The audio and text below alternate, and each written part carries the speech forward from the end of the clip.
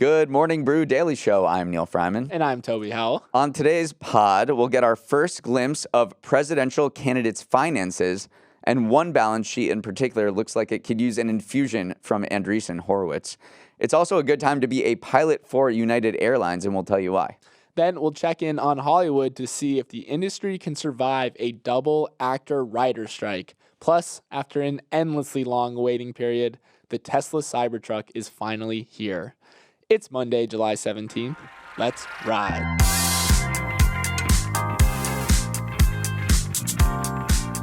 Toby, I was out Friday, and I'm surprised I still have a job here at this podcast. You and Not Toby crushed it. It was a fun time. The weirdest part was definitely sitting on your side of the desk. The lighting is totally different, I realized. Like, it's a lot darker over there. I know that. Maybe that's why people say you're better looking than me. It totally just comes down to lighting for sure.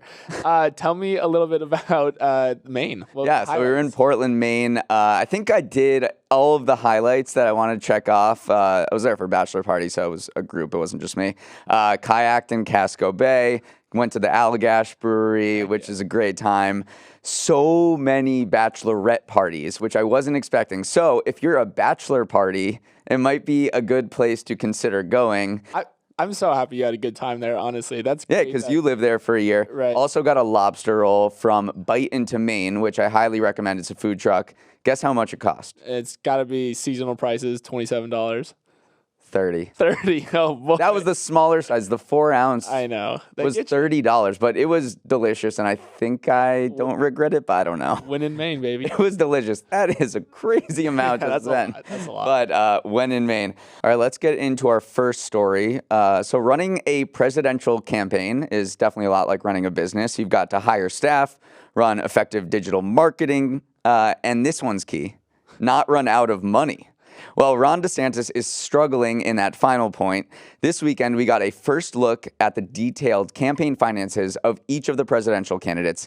And the one thing that stood out was that the Florida governor's burn rate looks like something out of Adam Newman era WeWork. DeSantis raised a lot last quarter, about $20 million, but he's also spent almost 40% of the amount he's raised. That's largely because of his huge staff. 92 full-time staffers worked on his campaign, by far the most of any candidate. And even he realized he was overhiring like a big tech company in 2021 and fired about a dozen of them last week to cut costs. So DeSantis is following Zuck and trying out this year of efficiency. Did anything else stand out to you from these filings? Yeah, I think also that, first of all, DeSantis is doing well. Like, he raised a lot of money, but he's almost tapped out of his voter base a little bit, because more than 2/3 of the cast that he has on hand is from backers who gave $3,300, which is actually the biggest check that individuals can write in primary elections. So it kind of shows that there was like this initial burst of enthusiasm. A lot of people gave a lot of money for an individual donor, but now that those people have given that money, I did not know this about the $3,300 limit. Right. I think you can give as much to a super PAC, which is sort of an organization that can't really coordinate with a campaign officially, but still, runs ads and does stuff for your campaign. It's just kind of separated. Right. Officially. Yeah. And then less than 15% of his contributions came from individuals of under $200, which is kind of a warning sign, because you want to see that strong grassroots support. And the less than $200 check, that's what most people are giving, which is actually the threshold it takes to remain under having to file a federal filing that shows you donated more than $200. So yeah, he's raised a lot of money, but there are some of those warning signs blinking and flashing a little bit. This is like earnings season for political candidates, because I need to file this documentation with federal regulators, which is the same thing as companies. And so we got a bunch of other candidates' details too. Trump raised $17.7 million last quarter, which is a little bit less than DeSantis, but he's got a huge war chest. He's got about twice as much to spend, because apparently doesn't hire 92 people to work. And then Biden is literally like this bootstrapped startup, even though he's the president of the United States. He just spent $1.1 million in the second quarter on his re-election campaign and employs 4 full-time staffers. So scrappy. At this point in Obama's re-election campaign in 2011, he had spent $11 million. So Biden is being a penny pincher here. I know, seriously, it's a little crazy when you see it compared to Obama. And then I also just want to talk about what the other candidates, GOP candidates, are doing because they're getting super creative. So one candidate, Vivek Ramaswamy, launched a program to give his backers a 10% cut of the money they raised for his campaign. So basically, like, created these traveling salesmen. Like Tupperware. Yeah, exactly. It's like a Tupperware campaign. And then the mayor of Miami, Francis Suarez, also is entering supporters into a raffle to win front row tickets to watch Messi play if they Venmo his campaign at least $1.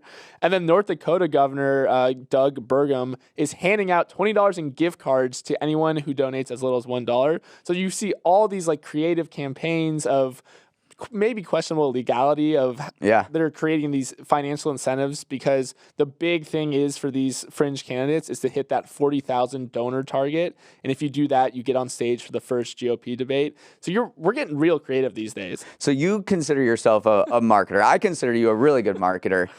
Is being on like a campaign interesting to you because it's kind of different? You're promoting a person or ideas rather than a particular product. And do you think these, stunts like, offering a free ticket to Messi or $20 gift cards are effective? Well, I would think absolutely they're effective, especially Francis Suarez, who's saying Venmo me $1. Yeah. Because first of all, as a marketer, I need to understand the legality of all these things. Like, there are definitely some more laws around campaign finances and fundraising. Right. But if you can mobilize a population who knows what Venmo is and can use Venmo, I think that's a great strategy for like raising money, because it's just $1. Venmo is very easy for people. So I don't know. I love seeing how creative the fringe people get. We'll see if anyone make it on the debates. You just gotta back out your costs and see if it's worth the cost per acquisition, like a very traditional digital marketer. Apparently, this North Dakota, first of all, he's a billionaire, right? So he can afford this. But it would cost to get 50,000 donors that he's looking for with the gift card scheme. It would cost not even $1 million. And then, so you're paying basically $1 million, getting people into your system. You get a huge email database, and then you get to be on the debate stage with Trump and DeSantis and all of them. So it might be a good scheme if it is legal, but they're saying it might not be. Yeah, let's run one for Morning Brew Daily. Let's get a little referral system going. All right, Neal, let's move on to our next story. So remember last week, the SAG-AFTRA union, which represents 160,000 actors and other Hollywood personnel, officially went on strike, joining the Writers Guild of America. It's the first time that both the writers and the actors have been on strike since the 1960s, and we're finally starting to get a picture of what that might mean for the film and entertainment industry. First and foremost, movie premieres are going to look a lot different because strike guidelines prohibit not only on-camera work, but also promotional activity. So, for instance, this weekend, Disney held a red carpet for their new movie, Haunted Mansion, and instead of having stars like Tiffany Haddish or Danny DeVito walking the red carpet, they brought out characters like Mickey and Minnie Mouse, Maleficent, and Cruella, which is pretty Black Mirror-y, if you ask me, using fictional characters to promote a movie because your actors are on strike. We're in some weird times. I know. And then you also have the continued chatter around studios' desire to use AI to scan an actor's image and own it for the rest of eternity in exchange for one day's work. Speaking of Black Mirror, they made an episode about that. Yeah, isn't that the exact same kind of plot line in the most recent Black Mirror? Yes, I haven't watched it yet, but I did read that. You are correct. That was my next line. Oh, sorry. And then plus the walkout is also affecting productions internationally in places like Thailand, where the next season of White Lotus is being filmed, as well as the UK and Europe. So this walkout clearly is turning into a global issue and maybe even an existential one for the whole industry. Yeah, I mean, you have these big media CEOs going on interviews and saying this is kind of going to destroy our industry. You had Barry Diller, who is this, if you haven't heard of him, he's this huge media mogul. He's the chairman of IAC and Expedia. He went on CNBC and said these conditions will potentially produce an absolute collapse of the entire industry because there's this flywheel, a negative flywheel, where if you don't have content, then people cut their subscriptions to Disney Plus and Hulu because they're like, well, I don't need to see all of this stuff again. And then there's no revenue to produce new shows, even when this strike ends potentially, a few months from now or whenever it does. And so he's just like warning that, this entire Hollywood industry will collapse. Yeah, I could totally see it. It is kind of that doom loop that we've described. I think we've described it with San Francisco, but yeah, you're totally right. Like if there's no new content, then there's no new money to film new content. So I could see it getting ugly. Then again, it's coming from him, and he's trying to stake out his negotiation and put pressure on the actors and writers to come back to the table. Well, but he also says his plan for going forward is that he thinks the top studio execs and top paid actors should take a 25% pay cut as a good faith measure. So I don't know about that. Like in reality, who knows if that's ever going to happen, but that's his path forward as like to bring some stability to the negotiation table. But then I also just want to talk a little bit about the SAG-AFTRA president, Fran Drescher, who's been on an absolute press tear recently.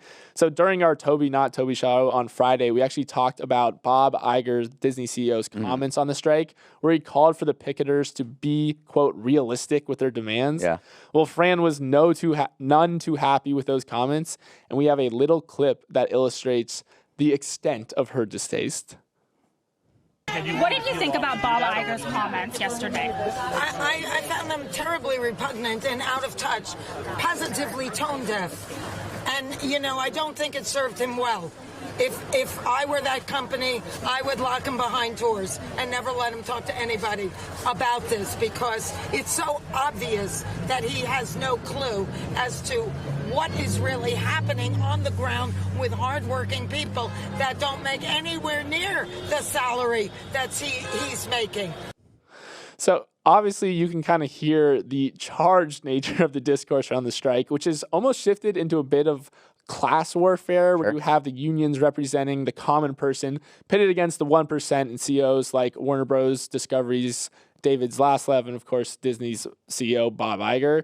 It's crazy though how Right, she was talking about how much Bob Iger was making, and I think he earned $65 million from Disney in 2018, which was about 1,400 times the company's median employee salary. And he just signed this new contract where he's going to get paid up to $31 million. So he's getting paid a lot, but also it's a little bit odd to see super highly paid actors like Fran get up there and talk about the working man. But you just kind of have to think about the fact that the vast majority of the people in this actors union are not people like her and Brad Pitt and Matt Damon. It's these background actors that, you know, when you see King's Landing and he's walking and they're all walking through, it's all the people saying shame. And they're actors, and you know, they get paid about like $26,000 from acting over the course of the year. So you have really rich people talking on behalf of not rich people against really rich people. Yeah. So yeah, it's a very interesting class dynamic. For sure. And then just looking ahead a little bit to another strike, UPS workers are potentially going to go on strike this week for a variety of reasons, from working conditions. Most of their trucks don't even have AC in them, to better pay. And experts think it could be one of the costliest strikes in at least a century. It would likely cost $7 billion for a 10-day work stoppage. So we got strikes on strikes coming right now, because UPS kind of is the lubricant that makes the economy function. That one's going to be far more debilitating for the global economy. It's just to have Hollywood actors on the picket line with, and then UPS workers. It could be the summer of strikes. Yeah, absolutely. All right, Neal, for our next story, I want you to think back to November 22nd, 2019. Remember that day? I do. Oh, wow. I absolutely do. I'll tell you why. It was the day that Elon brought a Cybertruck on stage and threw some metal balls at its windows to show how unbreakable they were. Well, he absolutely shattered those windows and apparently the capabilities of Tesla to produce the truck itself. But after a global pandemic, one purchase of a social media platform, and a potential cage match with Mark Zuckerberg, the Cybertruck is finally here for real. Over the weekend, Tesla built its first Cybertruck at its plant in Austin, Texas. It's been such a long time coming, Neal. But now the question is, do you think this will meaningfully move the needle for Tesla in any way? He's looking at I'm looking at a video of it and making up my mind. I'm going to say no. I don't think this thing is going to sell really well. It is ugly, like objectively.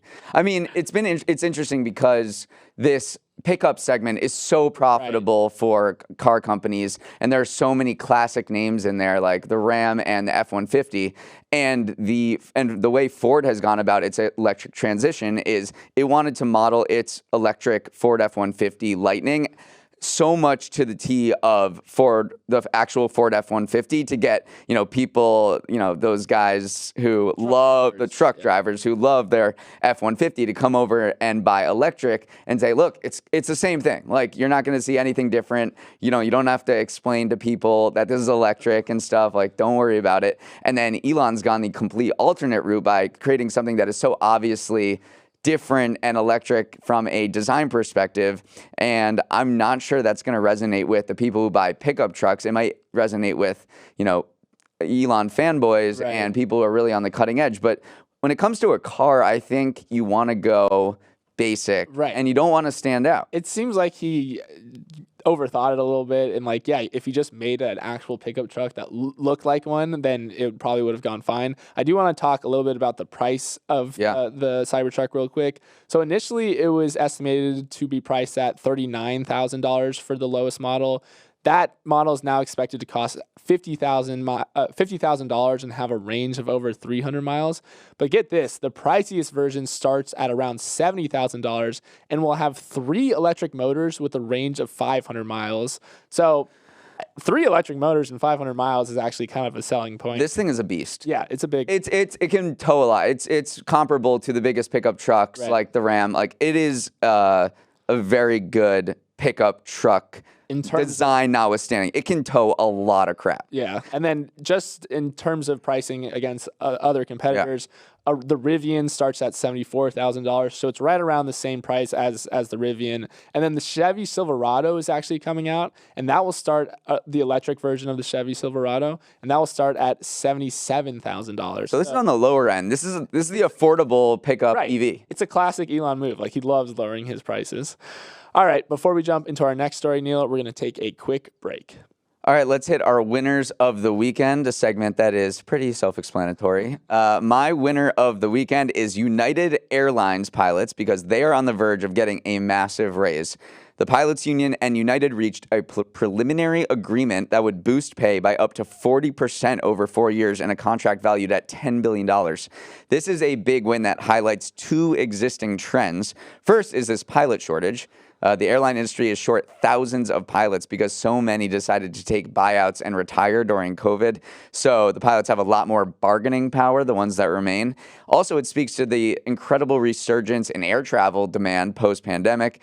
Airlines are adding routes all over the place, and they need to staff up to serve all these travelers. Pilots are obviously a big part of the equation because they're driving the thing. I know. It is crazy that flying is already back to pre-pandemic levels, which was not a guaranteed thing by any means just a few years ago. And then, honestly, I do love that United looked at Delta, because Delta just gave their pilots a big raise and said, listen, we're not flying unless you give us something on par with Delta as well. So, yeah, definitely 40% over 4 years. Like, that's not nothing right there. That's outpaced. It's a big raise. They already make $100,000, at least $100,000. But also, we talked about this a few weeks ago. The requirements to become a pilot are so stringent in the United States. You need 1,500 hours of flight time compared to 200 in Europe. So you could say there's an artificial shortage of pilots, and this union wants to keep it that way because they can do things like negotiate 40% raises. Hey, I'm on team pay the pilots, though. Like, our lives are in their hands. Like, yeah, let's make sure they're qualified and pay them a pretty penny.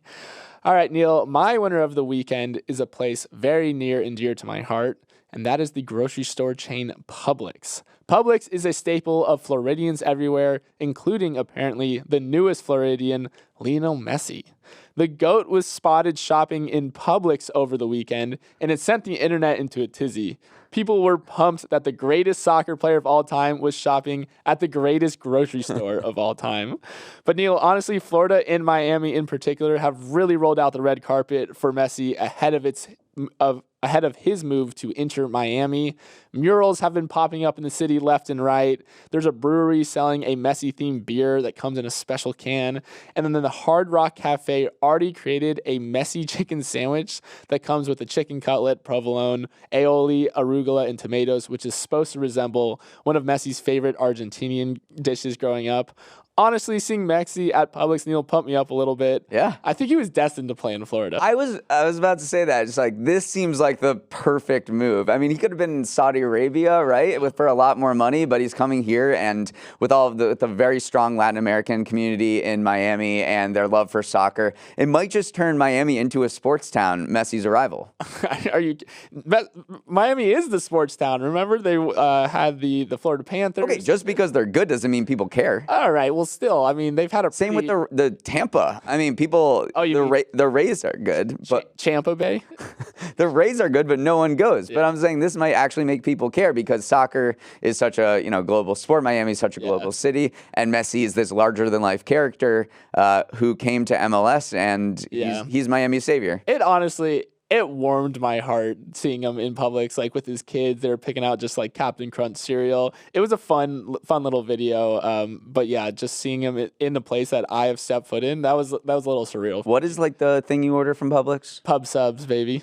A Publix sub. Is it just a sandwich? Yeah, they just have like deli department over there, and it's just like a very famous. They got good bread, and you know how people love their sandwich chains, but pub subs do hit. So the day that Messi orders a pub sub, that's the day you know he's a true Floridian.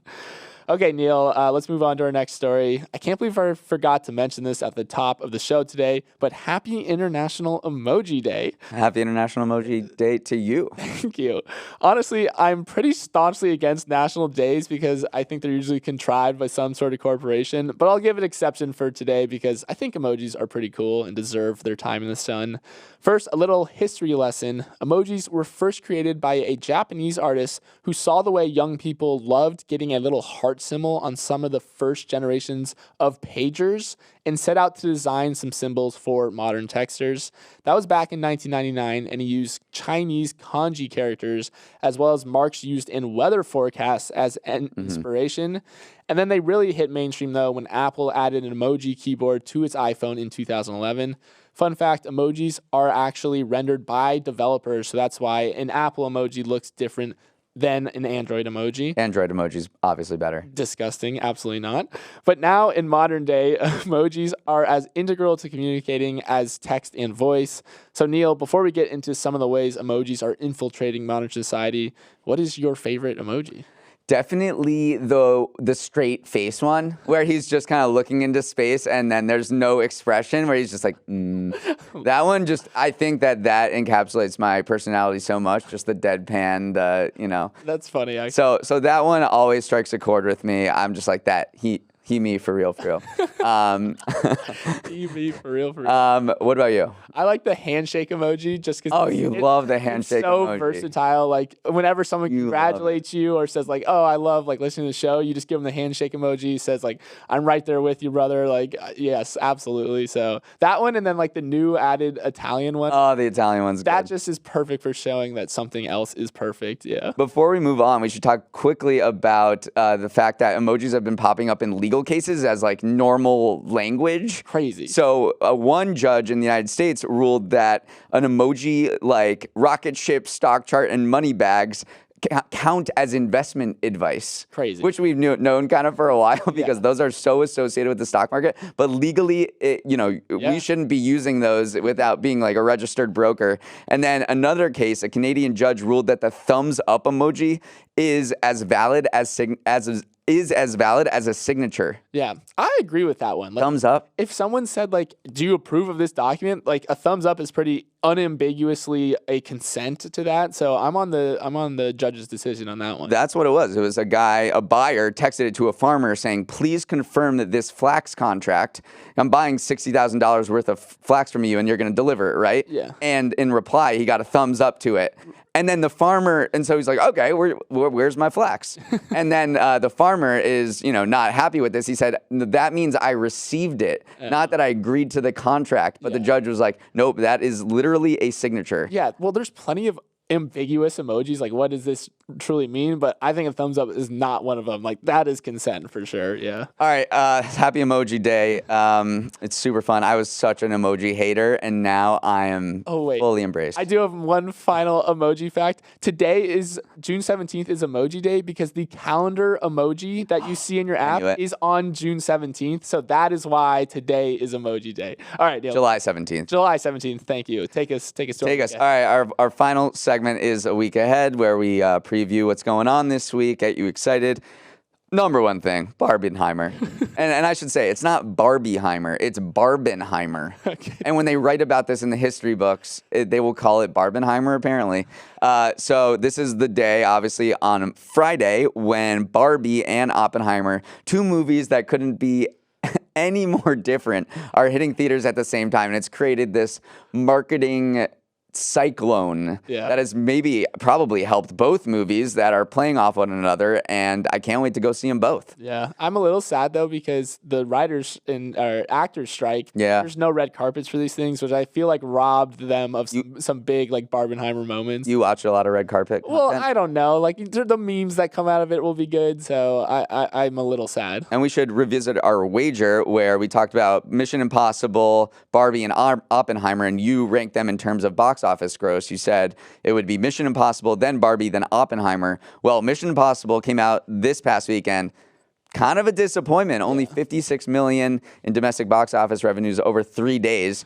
I don't know whether Oppenheimer or Barbie will top that, but I'm a little nervous because you can cash out for like 50% of what you put in, by the way. Yeah, but my bet was I would dye my hair pink if I got it wrong. And you want to. So 50% would that just be like 50% of my head pink? All right, take us forward. All right, let's go. We have earnings season is kicking off, or is really going into full swing after big banks kicked it off on Friday. Bank of America, Tesla, major airlines, and American Express. The biggest one to watch will definitely be Netflix on Wednesday because of obviously what we talked about in terms of the writer's strike and how it's impacting their business, as well as how its password crackdown, password sharing crackdown is doing. And so far, it seems to be doing really well. Yeah. So we'll get an update. I hope it was worth it, Netflix.